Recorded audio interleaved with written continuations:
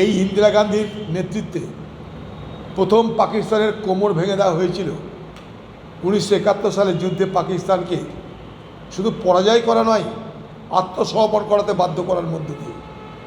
আত্মসমর্পণ করতে বাধ্য হয়েছিল সেদিন মনে করে দেখুন, পাকিস্তান সেনাবাহিনীর যে প্রধান ছিলেন বাংলাদেশের নিয়াজি, তিনি আত্মসমর্পণ করেছিলেন জগজিৎ সিং অরোরার কাছে ঢাকাতে।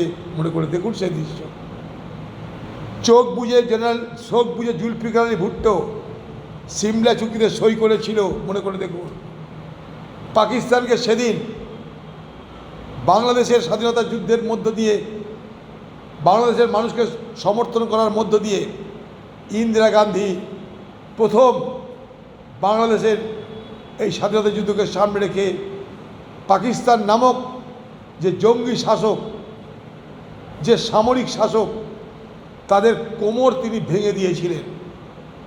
তাই তো সেদিন পার্লামেন্টের মধ্যে দাঁড়িয়ে অটল বিহারী বাজপেয়ী বলেছিলেন, ইন্দিরা গান্ধী হচ্ছে দুর্গা।